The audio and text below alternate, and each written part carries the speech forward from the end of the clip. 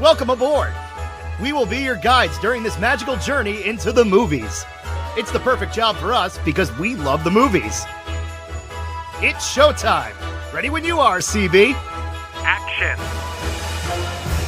Welcome to Monoreel Radio, episode number 382. I'm Sean. And I'm Jackie. And we are here this week to review and discuss Spider-Man No Way Home as we prepare for the release of Spider-Man Brand New Day. This is not a Spider-Man movie that we have gone back and rewatched. And I think subconsciously it's because of where we were when this movie came out. I'm going to dial this back and I'm going to give you all a peek behind the curtain. This movie came out, it was a Christmas release, okay, in 2021. The first week of 2022, we were down here in Central Florida and on the Space Coast house hunting. We decided we wanted to go see this while we were down here, but we were having so many issues with the lender getting our approval letter. We were pre-approved for the mortgage, but getting the actual approval letter had been a nightmare. I remember having to step out of the theater during the coming attractions to get on the phone with that. Like, we were mentally so stressed. I don't want to say we were checked out, but I think that we were almost too distracted to take all of this in. And I think it just put us in a really weird mindset where, for a time, I kind of just think we blocked this movie out. That's not at all what I thought the reason was going to be. Goodness, I don't know what that says about me that I don't recollect any of that going. I mean, like, yes, now I remember going through all of that, but I definitely wasn't associating it with this movie. But I love that we do this podcast because you always remind me of these traumatic experiences as they relate to movies we were going to see, specifically Marvel. You reminded me when we were on the way to see Deadpool, I got in a little fender bender. Now the stress of the move and Spidey. The Marvel thing is clearly just a coincidence, but I think it says more about me that I'm trauma blocking than it does the MCU. That means you're probably better than me. No, what I was thinking as far as the rewatchability of it was more in terms of what was going on globally, not specifically with us. As you said, December 2021, we are no longer in the thick of the pandemic, but this is one of those films that was drastically impacted by it. It affected the shooting schedule quite a bit. And where I think we see the biggest effect is in the marketing, because you've had these studios for the better part of a year and a half saying, stay at home and watch TV and subscribe to our streaming service. And now, as people have returned to work and they're no longer sitting in front of their televisions all day and they are canceling said streaming services, it's, oh no, please, we need your box office dollars. So there was quite a bit of hype surrounding this film, particularly with the explosion of TikTok also. And I think that's what really did it. In hindsight, I think that Disney or Marvel may have planted the idea with some of these TikTok influencers that they were getting the band back together and putting all three of the actors who have played Spider-Man during our lifetime into one movie. Because at the time, and I am not discrediting the super sleuths who know these comic books and the MCU better than I am going to, hats off to them. They're going to do it better than I ever can. But looking at this film now and going back and rewatching the trailer, I don't know how you got from the trailer that they were putting everybody in it.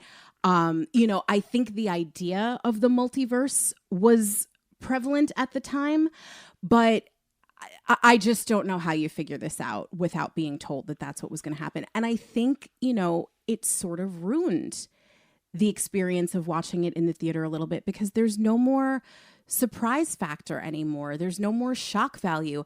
It's just, oh, they did it. They put all of these actors into one movie to get them back together. And, congratulations, influencer, you were correct.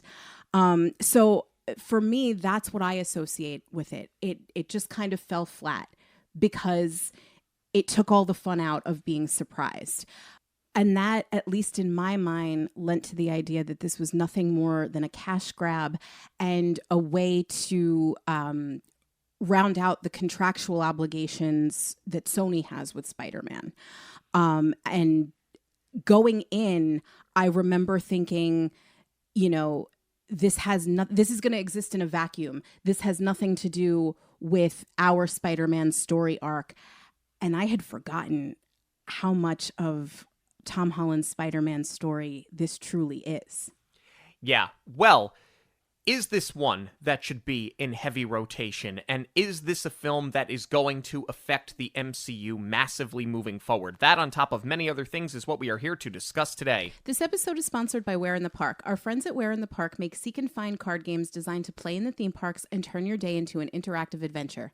Game packs come with a deck of cards, each with an image on it that is hidden somewhere in the theming of the park, helping you to discover details you've probably walked past 100 times. Where in the Park game packs will spark curiosity, encourage connection, and make every visit to the parks even more memorable. Visit monoreelradio.com and click on our affiliate link to purchase your game packs at a discount. Peter Parker faces a new challenge as his identity has been exposed and his image is polarizing following the death of Mysterio. His reputation hasn't only affected him, but also Ned and MJ, who were rejected from MIT for being associated with him. After unrelenting attention from the media and the authorities, Peter and May move in with Happy Hogan on Long Island, despite the fact that his summer fling with May is over.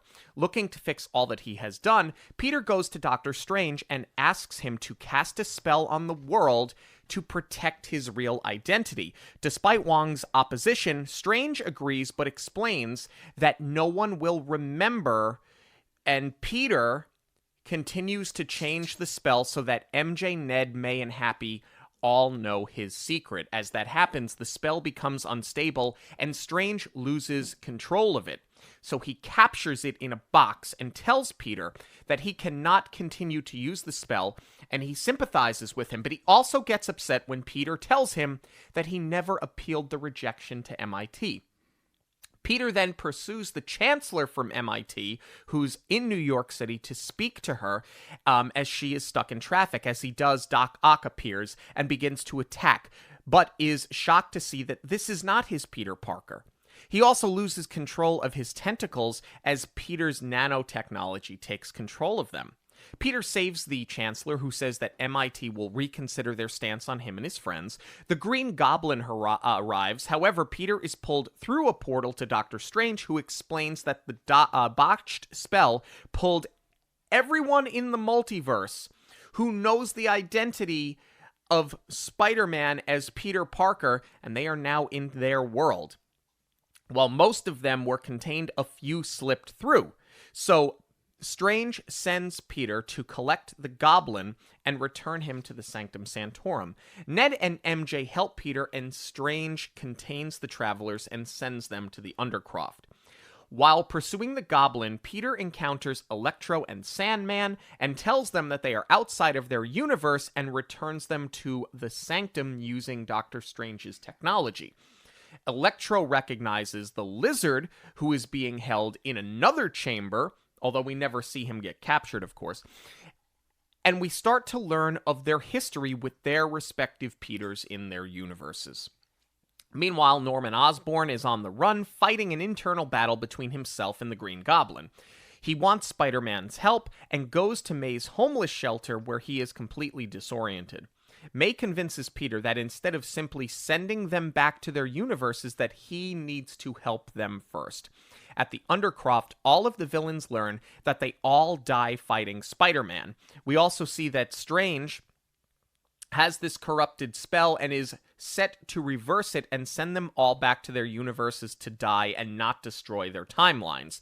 Peter steals the spell, and he and Strange battle in a mirror dimension. Strange becomes trapped in the dimension, and Peter returns and tries to fix the four villains, preventing them from being killed. He gives the spell to MJ and instructs her to protect it and only reverse it at his command. Ned, meanwhile, sees that he can get Doctor Strange's power and summon them once he puts on Doctor Strange's ring. Peter brings the group to Happy's apartment, where he uses a Stark fabricator to fix the chip in Dr. Ock's neck, curing him, leading Otto to help Peter cure the rest, or at least the offer is on the table, and the celebration is short-lived when the Goblin takes over Norman, who convinces the others that they don't need fixing, that they have all been granted a gift. They attack Happy's condo while the Daily Bugle films from outside. The Goblin sets off an explosive and sends his hovercraft towards May, killing her and sending Peter on the run, completely grief-stricken.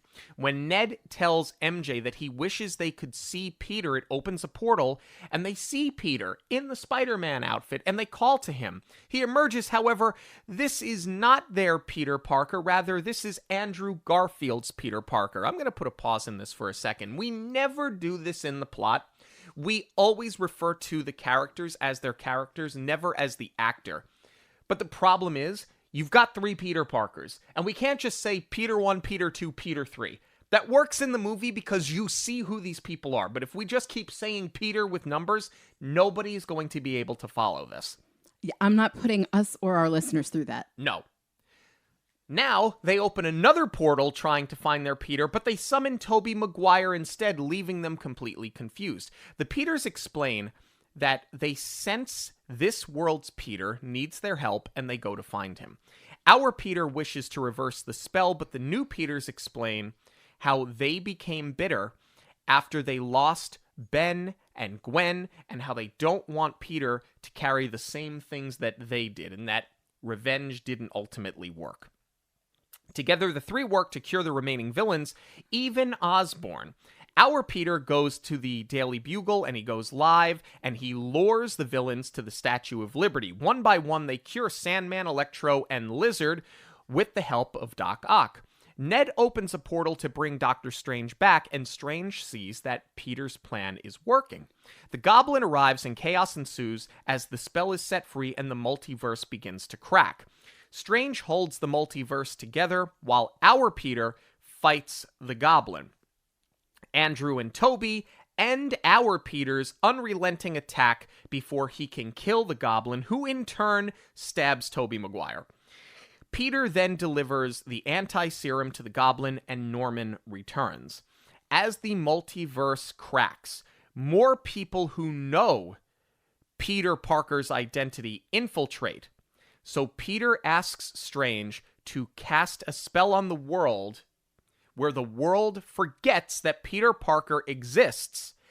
And this is going to include Doctor Strange, MJ, Ned, and Happy. The 3 Peters say their goodbye. The spell is cast as our Peter promises to find Ned and MJ one day. With everything reset, Ned and MJ get into MIT, and Peter struggles with when to introduce himself to his 2 friends. This movie, the open of this movie, picks up perfectly where we left off in the last film. Yeah, I want to unpack that a little bit because we've never done anything like this, to my recollection, in the MCU before.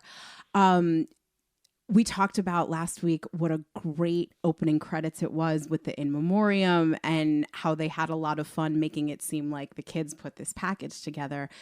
In comparison, and just in general, compared to a lot of the titles, because usually there's like a really punchy song, like I'm thinking the Nirvana intro with Black Widow, and how they, did a total like gothy remix of that song, and it was so cool. Like, they'll always pick a killer track for it. Here, it's just audio.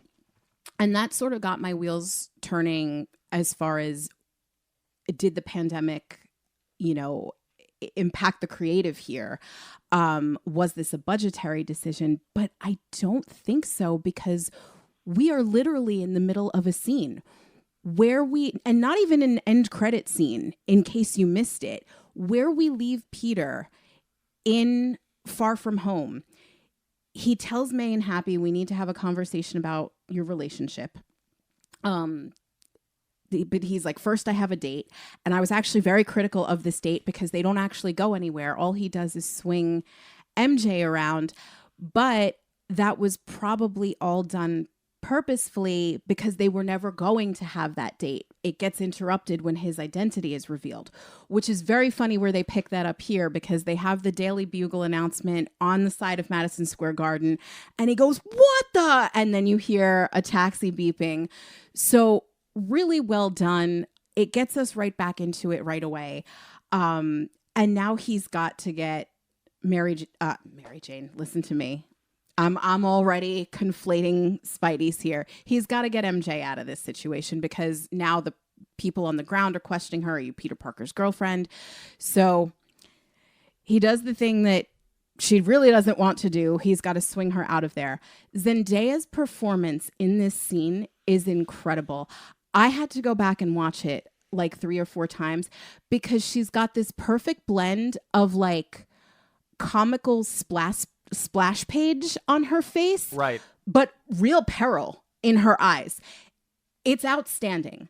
Like, I love her to begin with, and we've talked about what a great job she's done making this a more edgy character.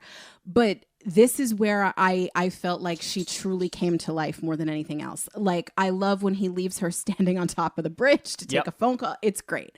The whole thing is great. They do swing past, it's very fast, Rogers the Musical, which we don't get until Hawkeye, which is coming much later. But I love that they planted it here. Would have never realized it at the time, but now knowing what we know, I was happy to see it.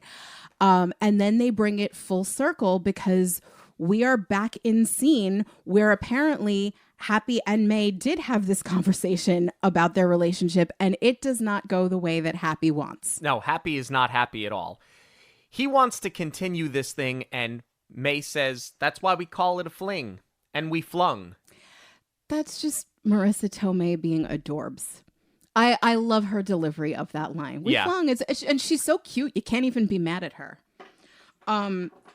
This whole scene is incredible. Even though in the moment you're feeling for Happy, this was another one that I had to go back and rewatch several times. It took me forever to get out of the beginning of this movie for all the rewatching. Whole thing in one take. You mentioned that they did it in the hotel scene in Far From Home where they did like this noises off, in and out, like a really frenetic scene with a lot of characters running around.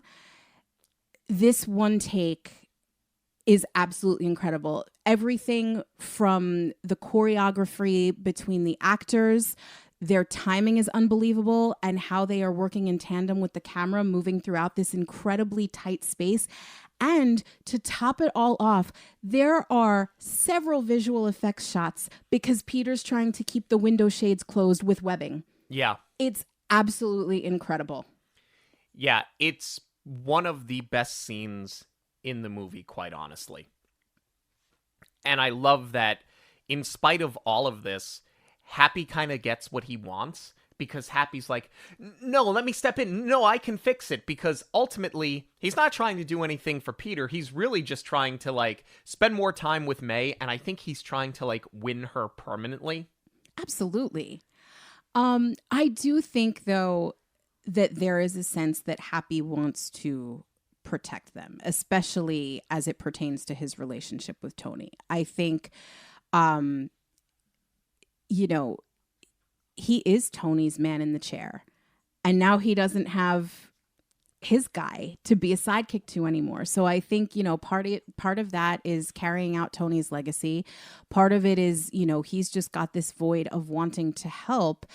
The only thing I wish we had gotten to see a little bit of, especially with the way that they've expanded Happy's character over the course of the past 2 Spider-Man films, is where he's at with Pepper and Morgan, even if it was just a little bit of a throwaway line.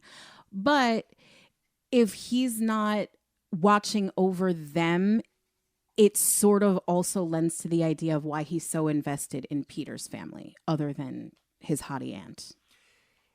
And then the media is all over them, the authorities are all over them, and they do the thing where everybody gets taken into a separate room, everybody gets interrogated differently.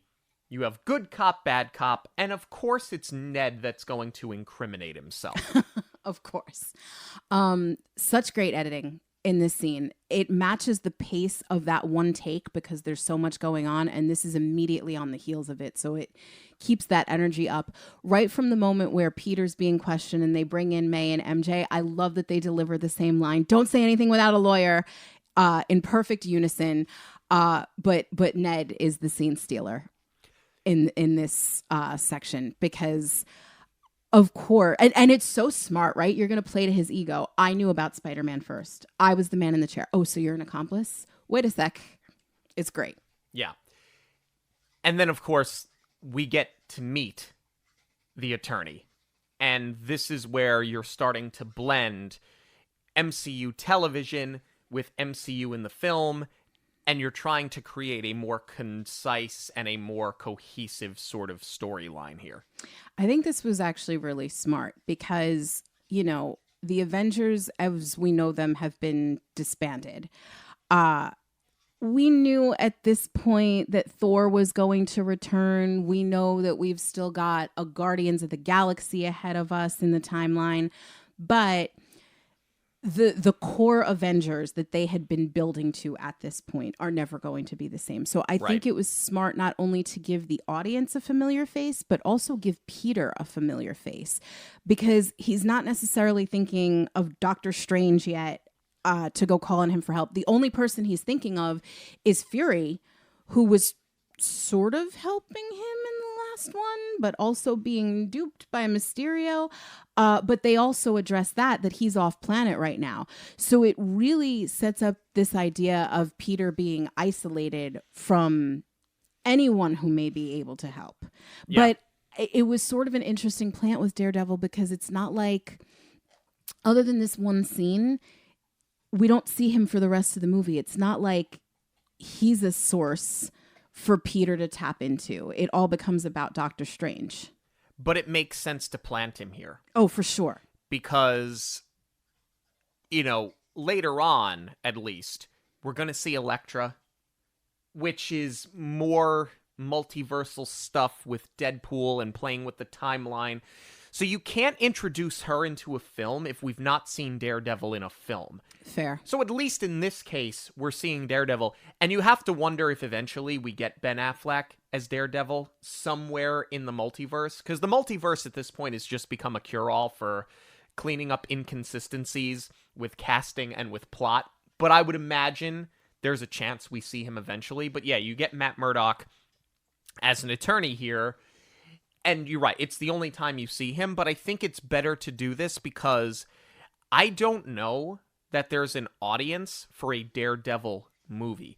I think Daredevil has worked, we still have to catch up on it, but the response to Daredevil as a television character has been through the roof. People love it. And I think, it's funny, I was chatting earlier today with our friend Brendan about the MCU and about DC, and we talked about how Supergirl flopped at the box office. Supergirl might be a great movie, but I don't know that there's necessarily the audience for Supergirl. They've tried it with Catwoman, it didn't work. They tried it with Batgirl, they canceled it. It never even saw the light of day, but the difference is Marvel through Disney Plus has the option to do series on television, and you take a character like a Daredevil that's kind of niche, and you give them a television series, right? You get something like Moon Knight, and they get a television series. And I think that that's the difference between where the MCU is right now and where DC is. I think DC's forcing characters into films that don't really have the audience, and then they're taking a bath on it. People don't go see it. They go, oh, it's a flop, it must be bad. We haven't seen Supergirl yet. It could be great. I think that this is the right move for Marvel to make. Take your big characters that people love, like a Spider-Man, give them a trilogy, give the secondary characters television, but you still need to integrate those secondary characters into film if they're ultimately going to be a piece of a bigger Avengers puzzle. I think that's where Marvel sort of has the edge, whether it's fair or not. No, and I think this is where people got Marvel fatigue because they were cranking out these series at a ridiculous pace where people really couldn't keep up with them. But by and large, the television series are incredible. I mean, WandaVision, Agatha, Moon Knight, Loki, which we eventually finally saw the light and got down with Loki. And the Netflix people love Jessica Jones. To your point, they love Daredevil, both critically and commercially.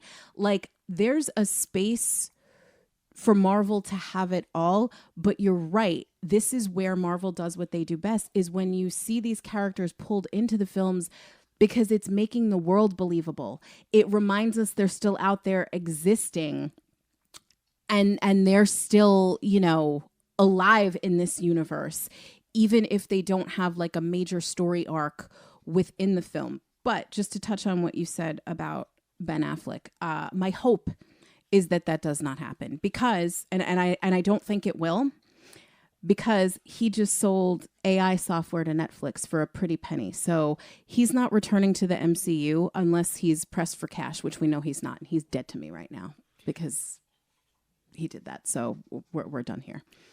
Let's move on to the spiritual oasis. I love that this is what Happy calls his condo. Because of course he does. Did I think that I could love Jon Favreau and or this character anymore? No, I didn't. But then we get to see where he lives and we see his Patrick Ewing jersey on the wall, as well as, wait for it, his Islanders jersey. That just tugged at my heart in ways that I was not expecting. I was so happy, but no pun intended. I'm thinking, keeping with the orange and blue theme, it probably means that Happy's a Mets fan. Plus, he's in Queens, so he can't be perfect. Let's talk about the first day of school. Before we get to the first day of school, though, there is the FaceTime between Peter and MJ that night. It's a really cute scene. It's a quick scene, but I think we need it because Peter needs some sense of normalcy at this point. And before we see MJ ready to take on the role of sidekick along with Ned, you need to lay the groundwork for their relationship, because all we've had so far is, you know, she figures out that he's Spider-Man when she was 67% sure when they have their walk on the bridge, which wasn't even really a date. After he takes out Mysterio on the London Bridge, they kiss, but then they were supposed to have the date and his identity was revealed. So we need to see this relationship develop before, you know, she's all in telling him that she loves him at the end. Sure. The polarization of Spider-Man when they get to school that day, it is so perfect. The obsessive media, the teachers that are either calling him a hero or a murderer, the protesters outside. The sad reality is that it transcends this film and it bleeds into everyday life. I mean, think about just this week. I plead the fifth. You know what I'm saying? Like, and the response from people on either side of whatever it is they believe in, that's where I think the writing, the directing, and the acting in Marvel can be so elevated because it strikes a chord with you and it makes these films feel very real. There's no multiverse. There's no big bad Thanos coming to kill all of us. But we still believe that these movies can happen. I mean, that's, like I said, one of the things that Marvel does best. And I hate that there's become this fatigue and people are like turning their backs on it, because this is what we loved so much about it, was that you did see reality mirrored back in these movies. No matter how sci-fi or fantastical they got, they always did such a great job of holding up that mirror to either something current that we're dealing with or just, you know, a social commentary in general. It's a really great scene in that regard, but this is where I went, finally, this feels like a Spider-Man movie where we have to see Peter literally struggle with his everyday high school life and his dual identity. This is what I have been missing, and I love this. What I really love too is that we get this little bit of a breather of a scene on the rooftop where, and this is where again it felt to me like, okay, we're seeing him be a high school kid. He and Ned and MJ are stressing over their acceptance into MIT, and not just the will they or won't they of it all as far as getting in. It's the financial struggle of, let's say we do it, how are we going to pay for it? Which I think is sort of lost on younger generations now, but that was something that was very real to us as we were growing up, was, you know, unless you could almost guarantee that you were getting some sort of scholarship, you know, those were the kids that could shoot for the moon with where they could apply. For everyone else, it was, you know, living within your means. That had to be a factor in where you wanted to apply to college. But again, this is where it really felt believable to me. And this is where it really felt like a Spider-Man movie. And I buy that these kids are going to public school in Queens, not on this lavish European vacation. Okay, but this is where the movie, for me personally, kind of starts to fall apart. Peter wants a fresh start. Peter wants to be a regular high school kid. That was the entire purpose of the last film. And now that we're into this film, all he wants is for him and his friends to go to college. He just wants to move on with his life. But they're talking about MIT, and he goes, well, I can have a fresh start. I can Spider-Man in Boston. Boston has crime. This is before he wishes to have his identity concealed again. So the world already knows who you are. If you go to MIT, people are going to know who you are. If you pop up as Spider-Man in Boston, people aren't going to magically forget who you are. So do you want a fresh start? Do you want to be a college kid? Or do you want to be Spider-Man? I think that line probably could have used some reworking. Instead of I can still Spider-Man in Boston, it would have probably been more effective if we had seen him have this false hope of nobody's going to know there and then get, you know, slapped in the face. Speaking of slapped in the face, they get their letters from MIT. And I love that Marvel did this because I think everything is for the most part digital now and you get an email. But this was the reality of how you sort of knew if you were getting into college or not, or getting accepted to the school of your choice or not. If it was one singular letter, it was just a rejection letter. If you had like an envelope full of packets, you kind of knew what you were going to open up at this point. So I love that they did this here.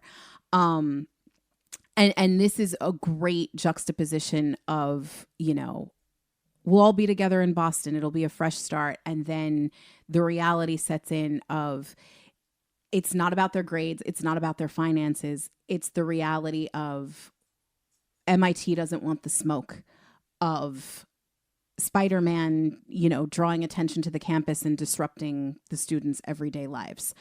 I thought this was really well done. The only thing I really bump on in this scene is when, and they set it up pretty well where MJ's boss is telling her take down the Halloween decorations. Like, I like that, you know, they really paid attention to the colors changing on the leaves. Like, we know that it's fall and then we're going to end right at Christmas. Yeah.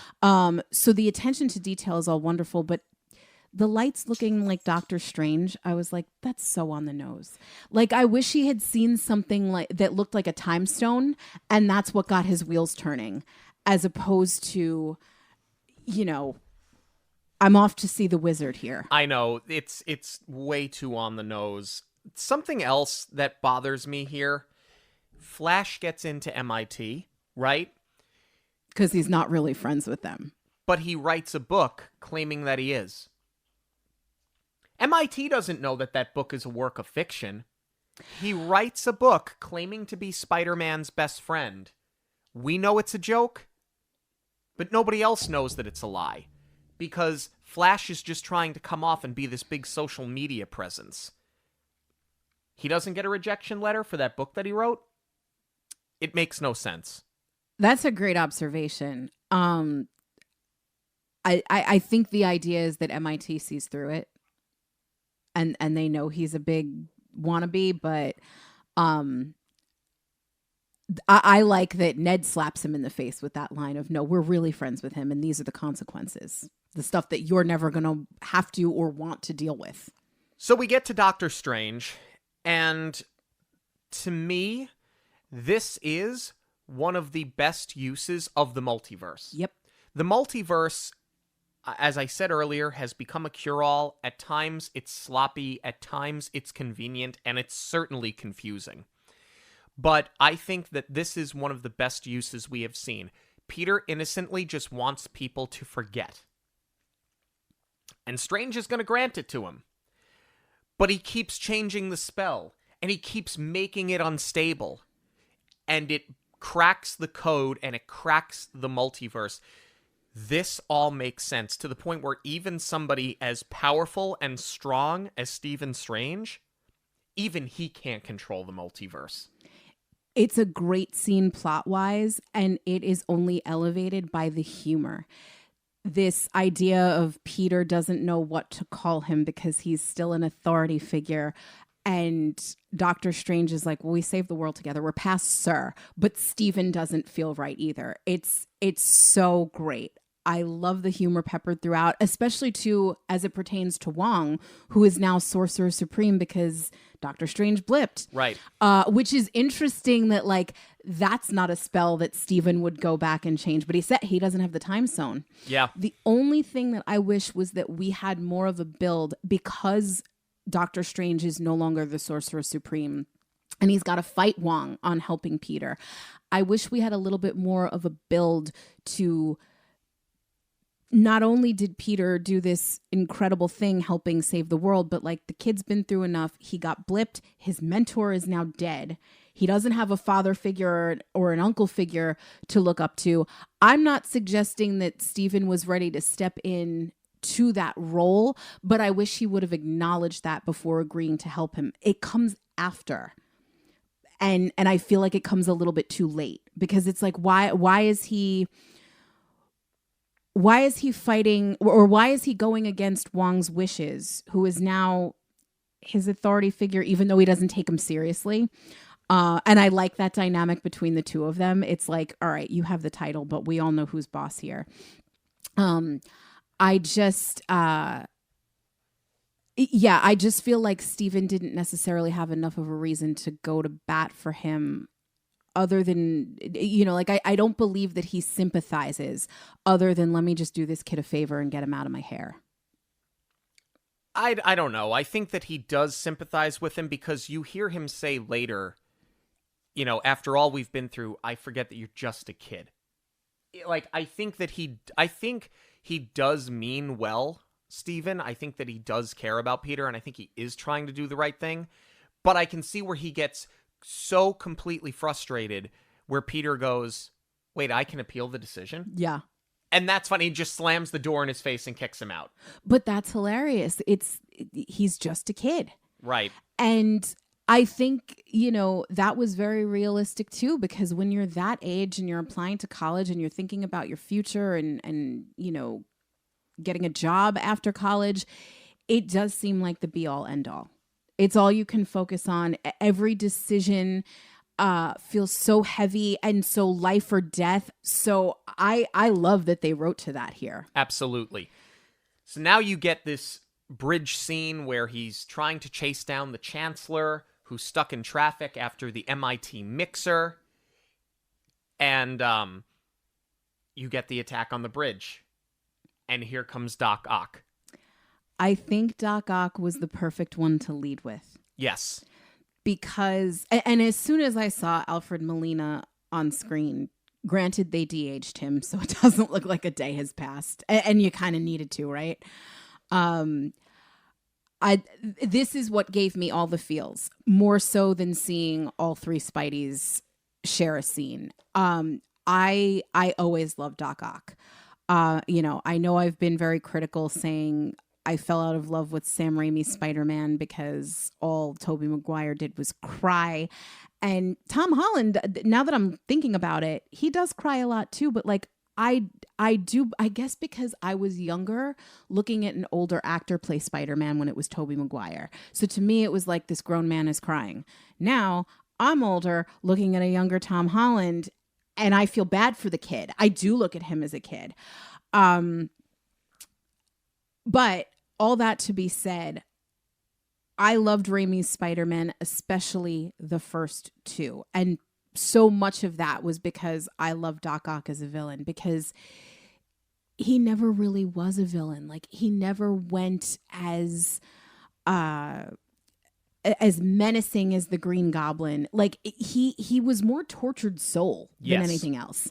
And I mean, what they did, that was the only thing I was really missing here, is that Raimi did the tentacles. It was puppeteers operating them, and it was incredible. And I think a lot of that too was Alfred Molina was a lot younger the last time he played him. Now they're doing it as CGI, and for as much as he could, he did a lot of the stunts. He's on wires, for as much as they'll allow. But God, it was just so great seeing him on screen again. And the realization that this is not his Peter, it's so well done. And then you hear the Green Goblin coming, and then we're just out of the scene. Like, it was so infuriating to get out of that scene, but at the same time, it was so perfect timing to yank them out and just dangle the carrot and hold the reveal for later, because obviously Strange has sucked them through the portal. And this is where you see that he's got Doc Ock in his own sort of containment unit, and he's sequestered from the rest of them. 6 feet apart, mind you. Yeah. And this is where we start to learn that they've infiltrated the multiverse, and he needs Peter to go and collect the other villains. It's very fan servicey to hit you with so many of them at once, but I kind of liked that. Like, I remember sitting there, again, just being so happy that Doc Ock was on screen again, and they double down on it with the Green Goblin, so that you're sitting there watching going, are they really going to get everybody? And then it's like, yes, instant gratification. They're going to give us everyone. And normally I feel like I would be so critical of, this isn't TikTok. We don't need instant gratification, but we hit the ground running here, getting all these villains in.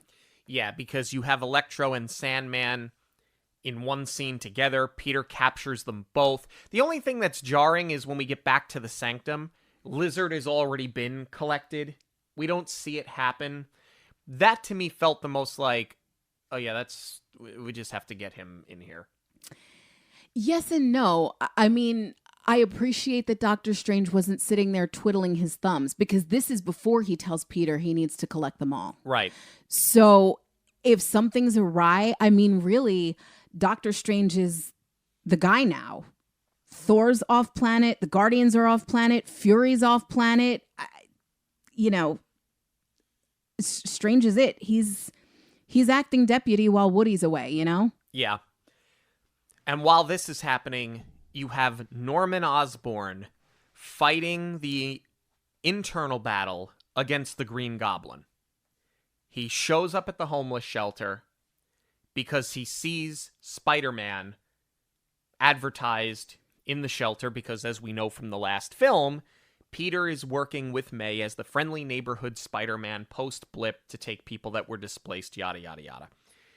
So he goes there because this is not the Green Goblin. This is Norman looking for help. And the unhinged, the disoriented, he almost looks homeless. I love what they did with him here. Agreed. It's the perfect setup, and unfortunately, it's going to be a really sad payoff. They are exploiting May and her good-natured need to help, and this is ultimately going to lead to her demise, especially because it is the Goblin that takes her out. What's also going on here is as we're capturing villains, because at this point, Peter managed to wrangle Electro and Sandman, and they're all just kind of waiting it out in the Sanctorum. Ned and MJ are all in at this point, despite Peter saying, no, you need to sit this out. They tell him they're in this together. The Daily Bugle is also exploiting this whole situation. I don't know if you caught this because it's very subtle, but I love it. When we first see, what is it, Jonas? J.K. Simmons' character. Jonah Jameson. It's the dailybugle.net, and he's operating in front of a green screen, like clearly in a basement. And now we have dropped the .net. He's got sponsorship and a full operation. It's so subtle, but so well done. Yeah. All of this works, to your point, exploiting May and her good nature, because what she tells Peter is you can't just send them off to die. You should look to save them because, as she says, this is what we do. We help people. And you need that. I mean, this is her equivalent of with great power comes great responsibility. And they do let her deliver that line later on. But you need somebody to instill that in Peter when he's ready to shun everything to have a normal life. You don't have it from, or you can't have it from Tony anymore, who's going to show him that you can have both. But even still, in a world where, let's say Tony had survived and he was the acting mentor, what's different is that Tony always had the money to buy his way out of a situation. Peter doesn't have that. Right. So this is something that he really needs to grapple with and figure out where he stands. This is an area, though, where the rewatch went a long way for me, because when we had seen this in theaters, it was completely lost on me that these villains were pulled from the moment they were about to die. So that's what really raises the stakes here, as far as Peter not wanting to send them back to that point. Right. So now you have Peter explaining to Strange how he can fix it. Strange is saying we cannot play with timelines. We cannot play with the multiverse. It's extraordinarily dangerous. And what we get, other than the conflicting motivation here between the two of them, you now get them in this mirror dimension. This is one of the best looking scenes in the movie. Yep. Yeah. Definitely didn't appreciate it enough in the theater, because I think in my mind, I was like, oh, they're going for Interstellar here. And at this point, we haven't really seen a ton of this from Strange and what he could do. I like a little bit of it, but in Multiverse of Madness is where they really crack this open. Yeah. But because this was one of very few releases in 2021, they really got to take their time with the graphics. So it looks great. But it's also a really great scene, character and plot wise. It's a great match of strengths. I love that there's a little bit of a callback here to Tony saying, we're trying to get a necklace from a wizard. Yeah. Because as soon as the cape came into play, I was like, oh, I think they really did that on purpose to call back to that moment. This is when Peter first met Strange. And I love that, they're starting to question the changing of fate here. And Peter does what he does best. He's a smart kid, and he realizes that where maybe he can't match Doctor Strange in strength, he can put his math up against the magic and best him here. Yeah. Well, he traps him in the mirror dimension. We get back to the Undercroft, and now Peter's going to take all of them to Happy's condo. Should we call our alleged apartment at Dockside Margaritas the Undercroft? No. No. I mean, the name just works, right? It does, but I'd prefer not to, because it's nicer than some dingy basement. Anyway, Is it if we are under Dockside Margaritas where everybody believes us to live? Is it nice? Is it not dingy? I don't think so. Not personally. This is where the writing sort of starts to fall apart for me again. None of these villains trust Peter. But none of us want to die. None of us want to be killed. But none of us want to change. But I guess we'll go with you. Like, I either change or die. These are your options. You can't want to live, but also not want to be cured. It's got to be one or the other. This is the same thing to me as Flash getting into MIT having written the book. This makes more sense to me if Doc Ock is opposing because he's got the chip malfunctioning. But if Lizard and Sandman and Electro want to be cured, you see Doc Ock get cured. The rest of them are like, great, it's my turn. Then the Goblin convinces all of them, these are gifts, you are gods, and they start to second guess it. That makes sense to me. But the fact that they want their cake and they want to eat it too, it just doesn't work. It does not work for me. Well, that was what I sort of started to question in the last scene where Peter decided to help them. Because, like, I went with it for the sake of plot, for the sake of this is how we're going to push the story forward. This is how we're ultimately going to take May out, unfortunately. But I was like, you don't know what they were capable of. Like, you can see it here. And I think that's it.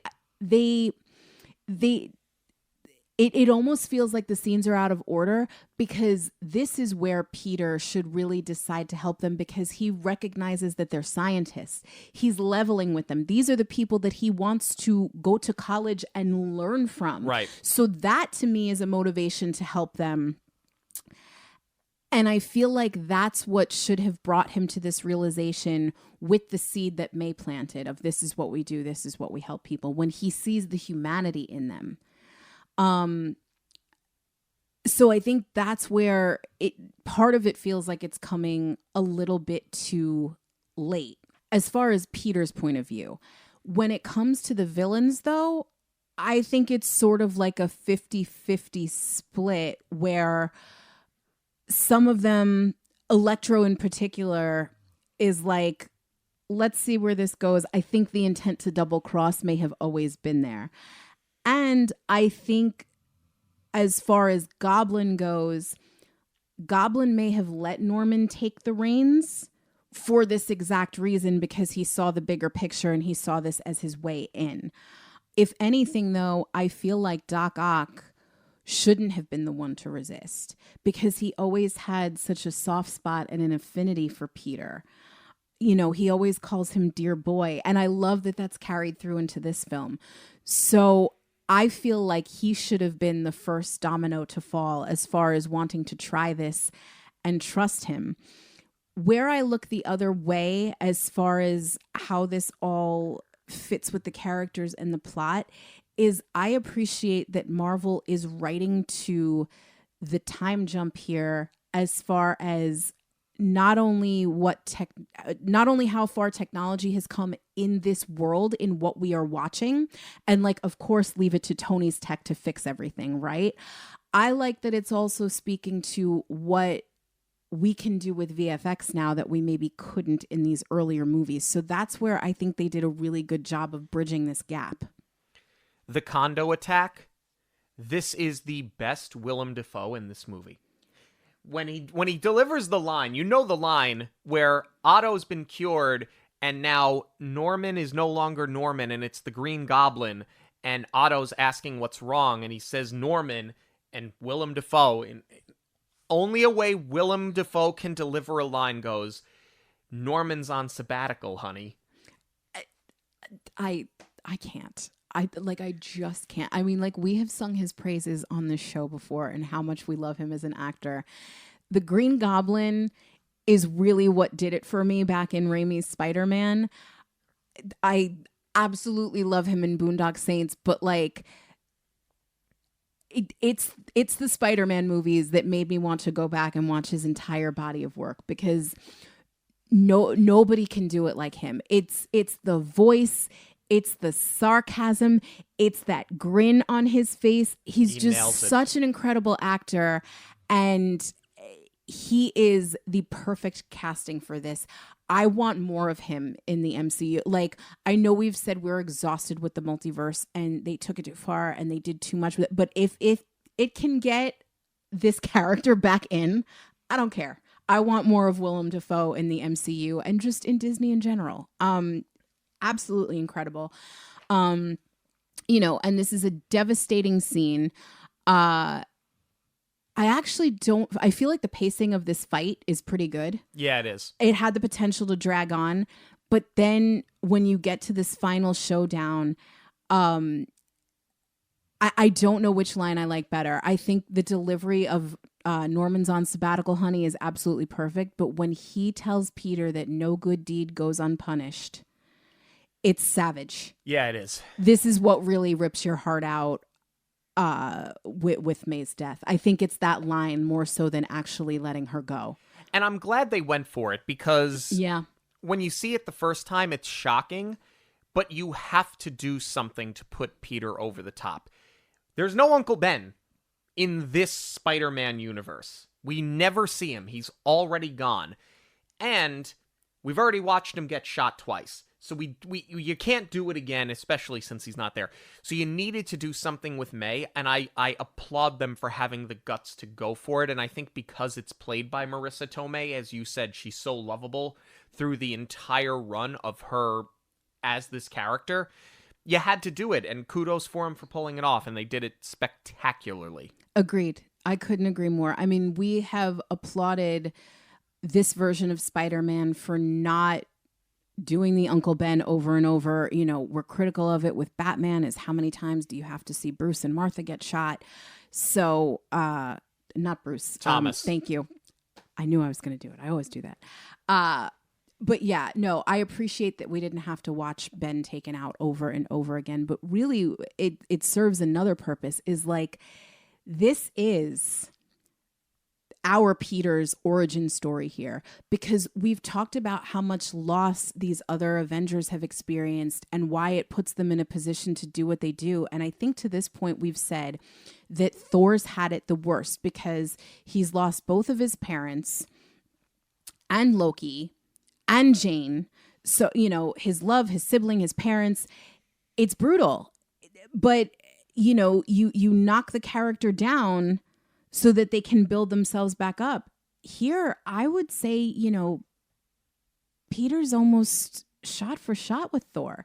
He doesn't have his parents. He doesn't have an uncle. They're already gone. May was all he had, and now he lost her too. He's going to lose his friends as well. So I think this is really setting up what could be a very dark Spider-Man in this new movie, a very conflicted Spider-Man. And the way that they do it too, his performance here as he's losing her and just telling her everything's going to be okay, just to breathe when he knows what's happening, is absolutely incredible. The chemistry between the actors in this scene is unbelievable. And then they put the cherry on top because now you've built up this relationship with Happy and how much he loves her, and he's going to lose her too. Absolutely savage, Marvel. And the roller coaster is so perfectly done because coming out of this scene is where we get introduced to our Andrew Garfield and Tobey Maguire Spider-Man. It's fun. I mean, to your point that you made earlier, the surprise was ruined. There was no surprise. But it was still exciting to see.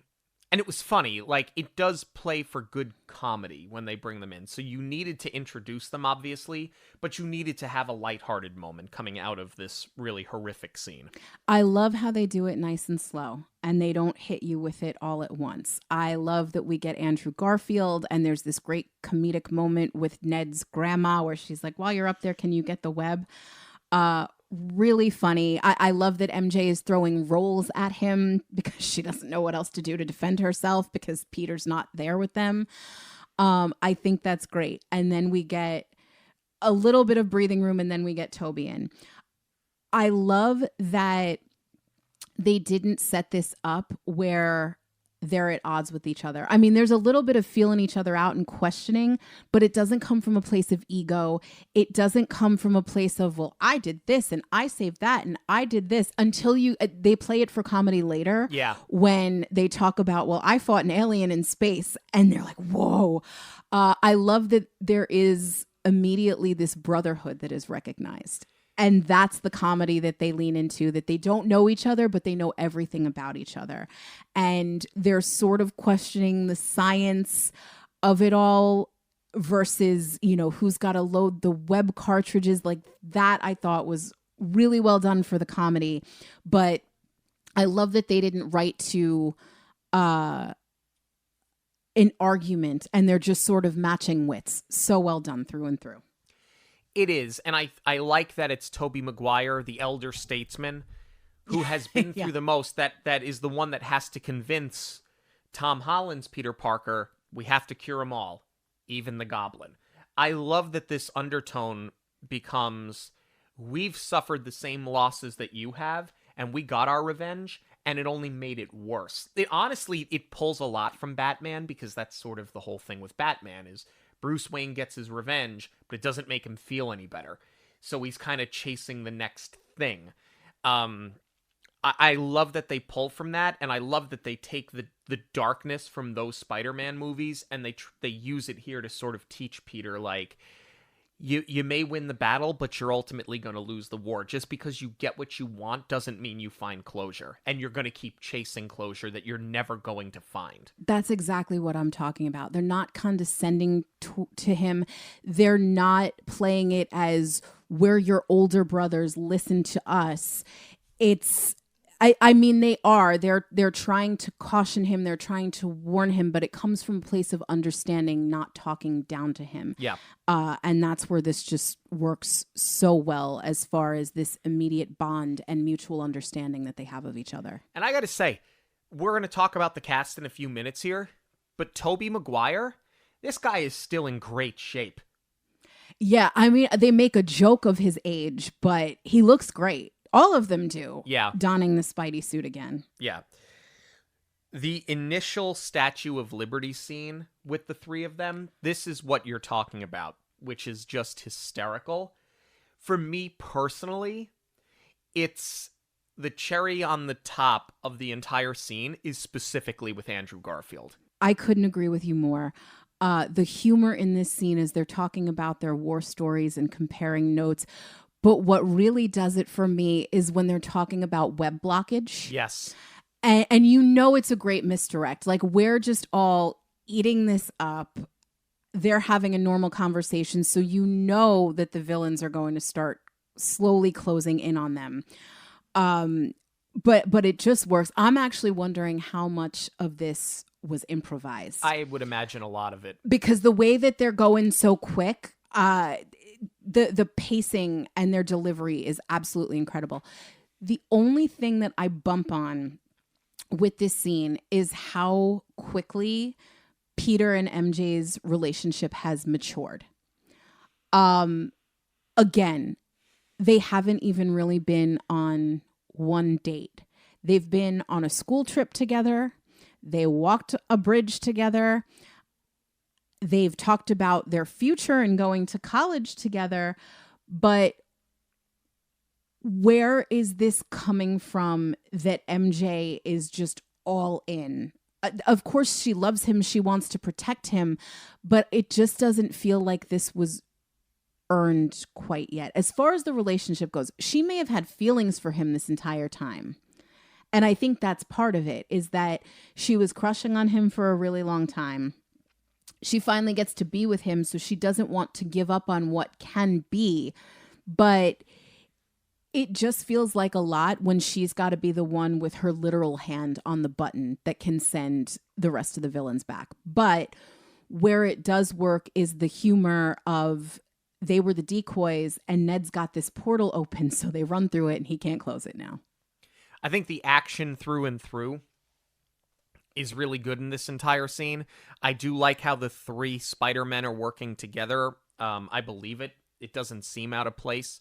And I do like how we see them one by one cure these three villains, all for the Green Goblin to arrive. And the Green Goblin, at this point, doesn't want to physically beat Peter, because I think he knows that he can't. I think he wants Peter to kill him because he wants to send Peter over the edge. He wants to take Peter and turn Peter against himself. Yeah. I mean, that always has been a huge motivator. I love how they deploy all of the villains too. I love that you get the physical battle. Then you get this really great little bit of breathing room where they have to talk about how we're used to working, or Toby and Andrew's Spider-Man, we're used to working by ourselves. And our Peter Parker has to explain, no, I've been a part of a team. And they look to him, even though he's the youngest and the least experienced, to lead the team. And they say, all right, we're going to work together and take them off the board one by one.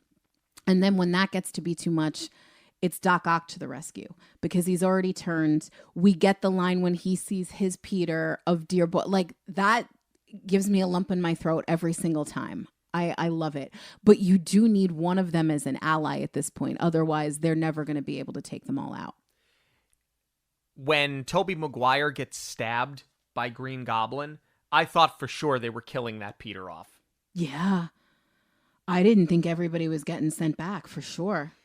I'm glad that they did, but he almost seemed like he got a paper cut when all was said and done. He was like, yeah, all right, I'll just hobble back to my universe now. Stabbed.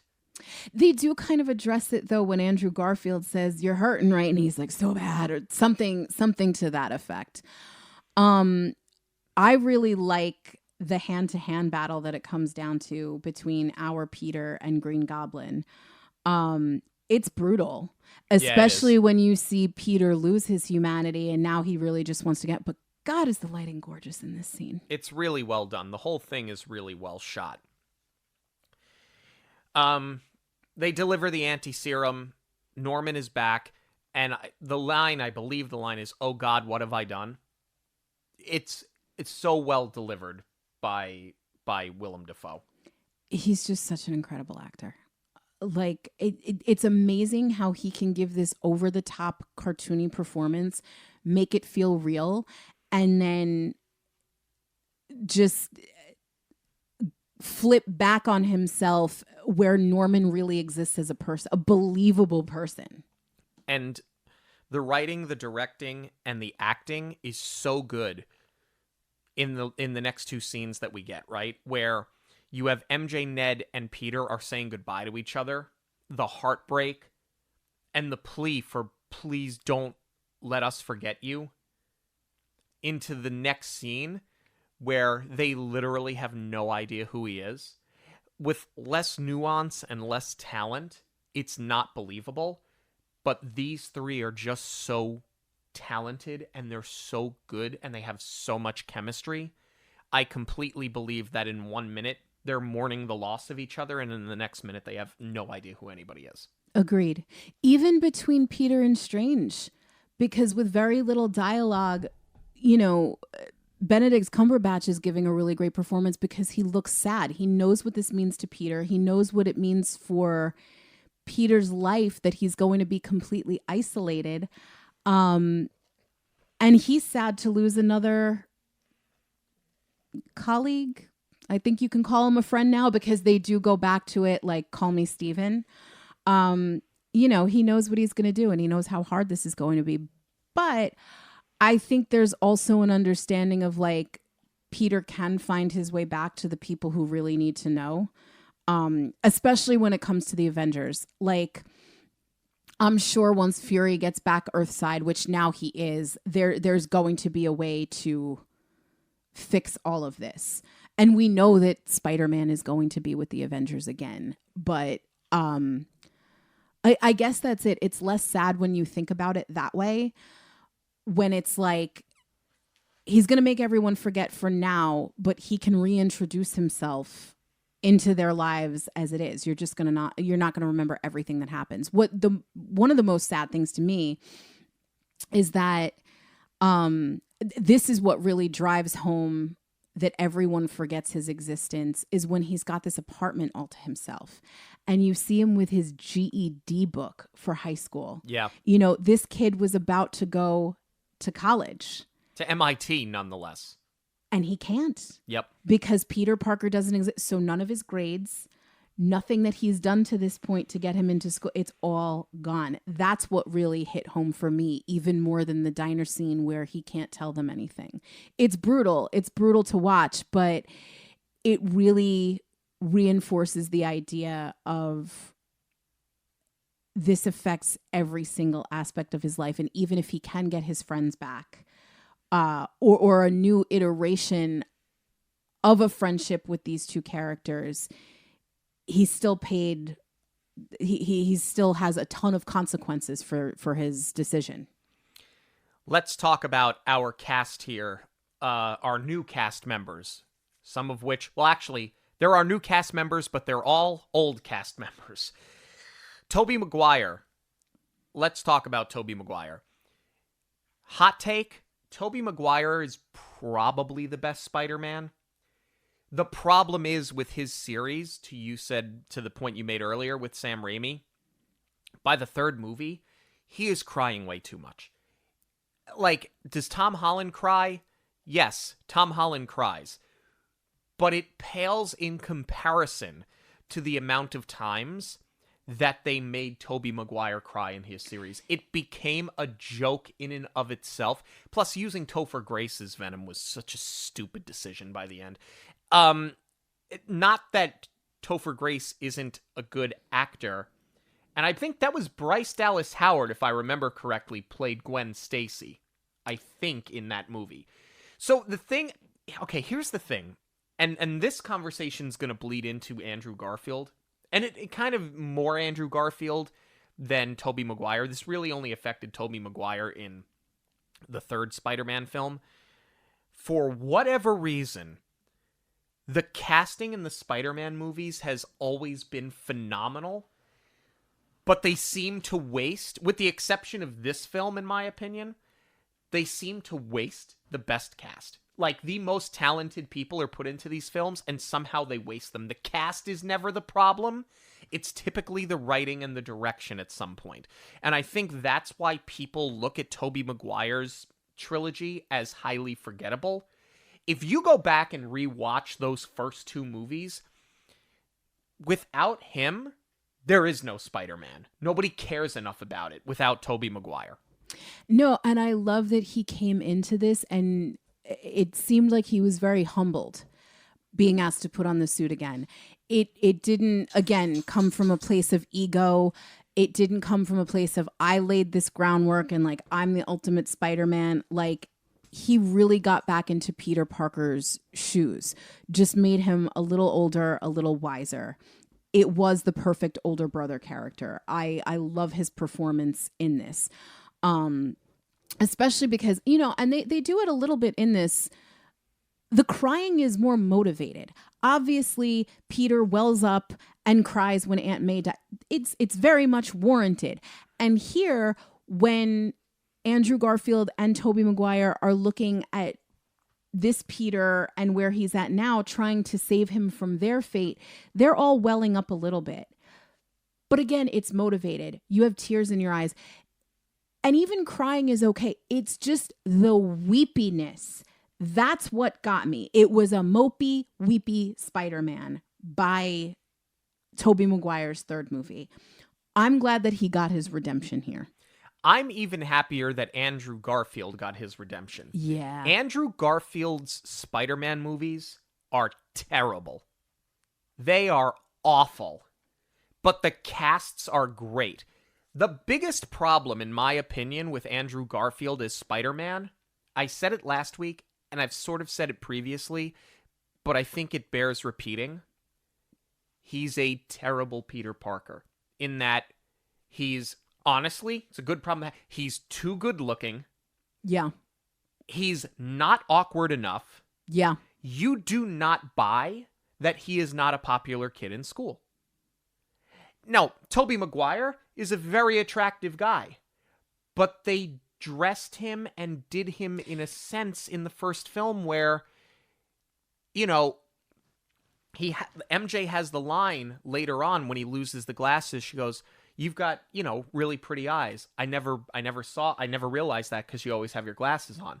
You could have done the same thing with Andrew Garfield, and you could have, for a lack of a better word, prettied him up after he gets bit by the spider. The problem is, I don't buy the fact it's his attitude. He's mean, first off. He's condescending. There's nothing about him that's innocent at all. Like, the whole look of that Peter Parker, the whole attitude of that Peter Parker, and then the ego and the mockery when he first gets into the Spider-Man costume, like, the whole thing fails from the start. I never bought him, and it's a shame because he's so wildly talented, as is the entire cast of that film. But I feel like you lost the character before he even got established.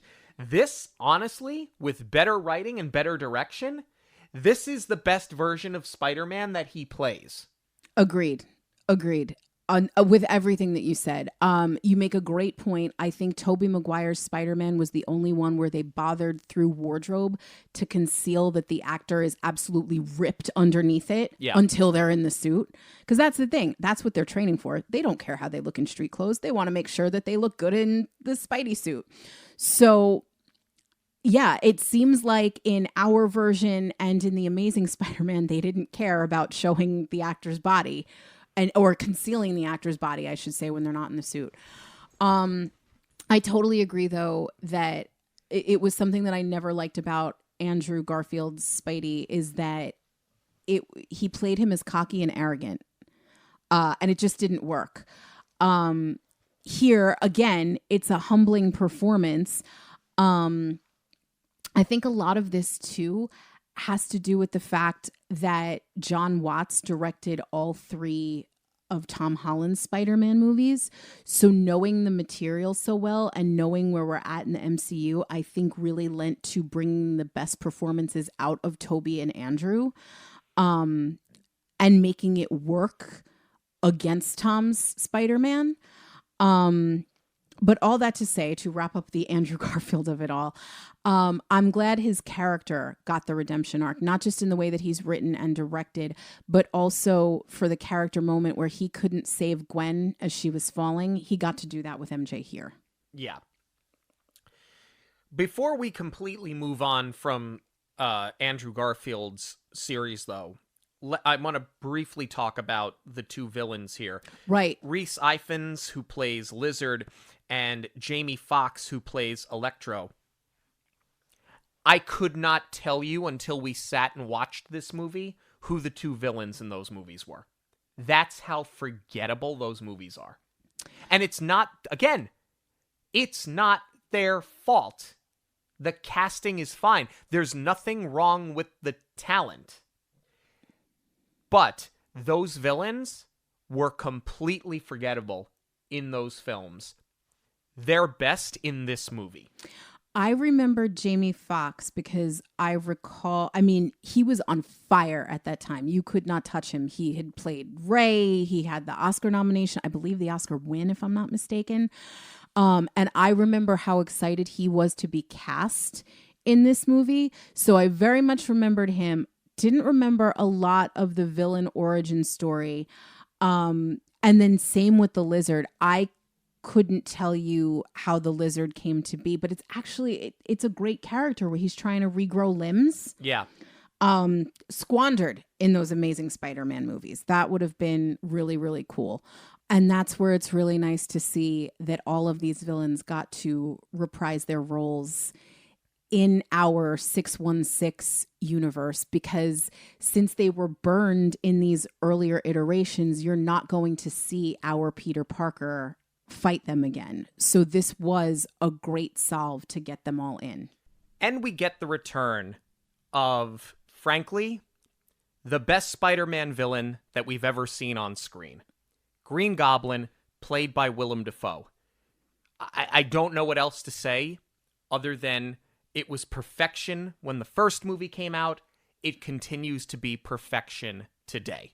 Yeah, I don't have anything more to add than, I don't know what else I can say. I've gushed over him so much already. It's perfect casting, and I want more. Alfred Molina as Doc Ock. I really liked him in Spider-Man 2 a lot, but I do like him more here. I like how we continue to build the character. I feel like he has a full character arc here, whereas we just killed him off in the second Spider-Man movie. Agreed. I said it before. I love Alfred Molina in this role. I love Doc Ock as a character. Like, this is really what did it for me as far as comic book movies go, was to see how it wasn't just straight hero and villain, that they can be so complex. It was really this character that put that in my head. And I'm so glad that he got to reprise this role. He's another one. I can't get enough of him. And if we have to deal with a convoluted multiverse, I'll take it if we get him as Doc Ock again somewhere down the line. Thomas Hayden Church plays Sandman. Considering the 3 Tobey Maguire Spider-Man films, this is the weakest villain of the 3, and it's certainly the weakest film of the 3. However, he is still far more easily called upon in the mind's eye and in the memory than either of the 2 villains from the Andrew Maguire films. The Andrew Maguire films? Andrew Garfield films. Sorry. We've entered the multiverse and came now out we're in different. The multiverse. Yeah. I remember him, but I honestly think I remember him because the movie is just so dumb. I'm glad that he gets a bit of a redemption here too, but at least I remembered who the villain was in that movie. I love his intro in this movie because Peter is fighting Electro, and he immediately, he comes up out of the ground and he's like, "Hey, how you doing?" He's happy to see him. Yeah. So similar to Doc Ock, there's a good relationship between he and Peter, which I wish they had let breathe a little bit more in terms of this film. But I gotta tell you, like, what impresses me the most, this guy is jacked. Once they give him the serum and the CGI dissipate, like, holy cow, he looks incredible. Well, not just for his age, but he looks incredible. A lot of that was archival footage. So that's Thomas Hayden Church from like 20 years ago. But yes, he was in incredible shape at the time. No, I'm talking about on the Statue of Liberty when they give him the serum and you see, his arm, like that's what does it. It like fades slowly down his arm. His arm is ginormous. He looks incredible. I think they de-aged a little bit, but he looks incredible. Final thoughts on Spider-Man No Way Home. I'll go first because I'm going to be really quick, but like actually quick this time. The multiverse is really well done here. It's fun to revisit these characters. It makes me happy to see Andrew Garfield get his redemption that he so desperately deserved because he is so wildly talented and was cast in very poor Spider-Man roles. But I just think that the screenwriting is inconsistent and sloppy, and that's what prevents this film from getting a perfect score from me. It's close, but it's not there. Agreed. I absolutely adore this movie, which I think from me is about as close to perfect as you're going to get. Where it ranks in my overall list of Spider-Man movies, it's Tobey Maguire 1 and 2, and then this. This is what I have been waiting for out of the MCU with Spider-Man, and what I have been waiting for out of Peter Parker as a character.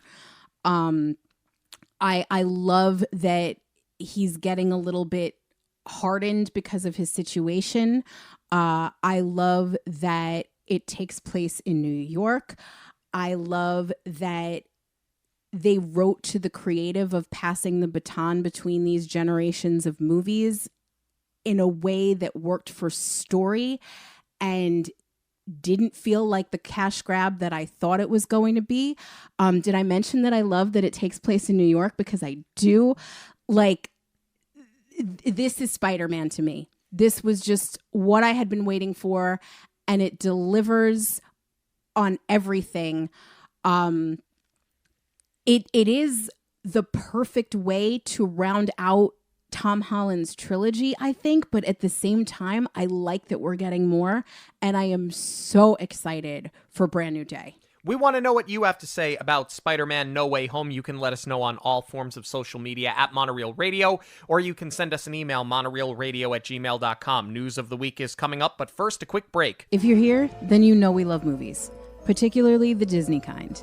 The Little Mermaid was the first movie I saw in a theater when I was just 3 years old, and I was hooked. No pun intended. My love for Disney only grew the first time I visited Walt Disney World at age 7, because it was like walking onto a movie set.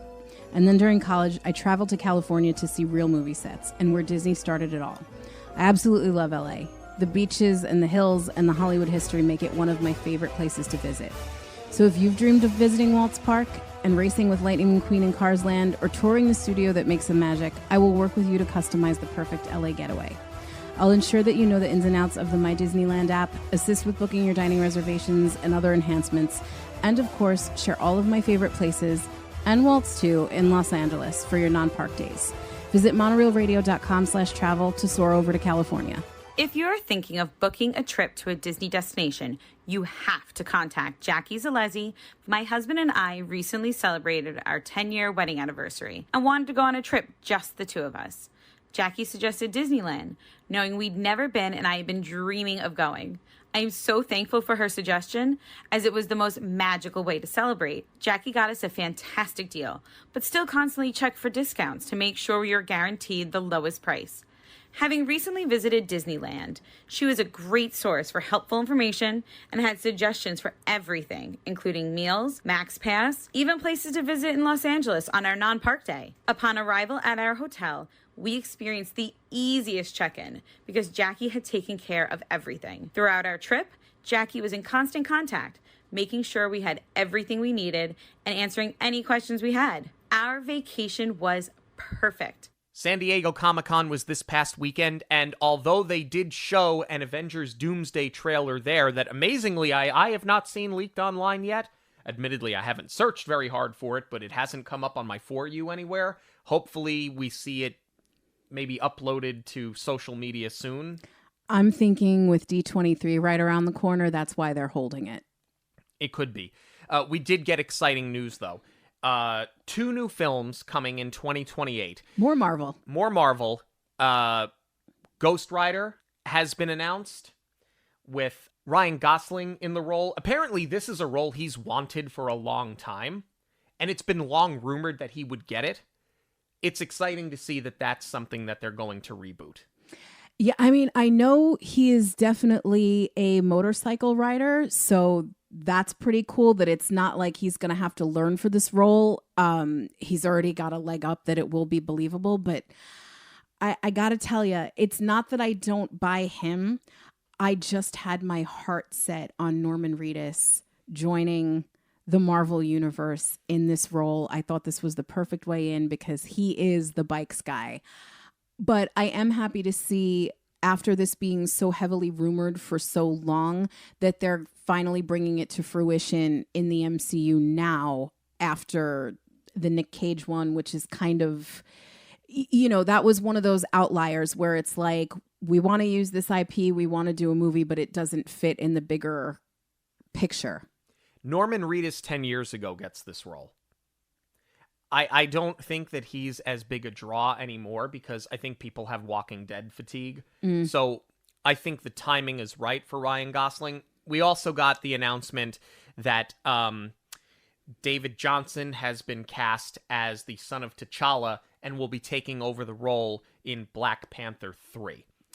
This is exciting because they're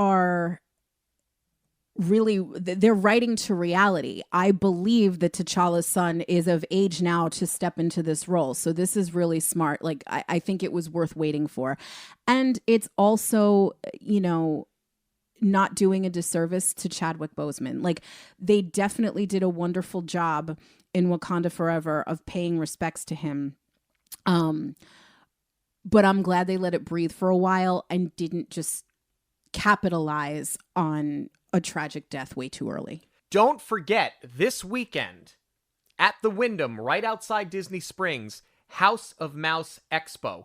We are going to be on site for all 3 days. Come by the booth. Anything you see on the table is there to be taken for free.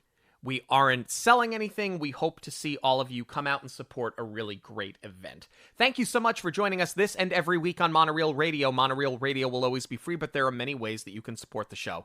Please give us a rating wherever you listen to podcasts. Join the conversation on social media at Monoreel Radio on all major platforms. Share your favorite episodes with family and friends who may enjoy them. And of course, book your next trip with Jackie. Links to everything can be found at monoreelradio.com. We all get one story. Make yours a magical one.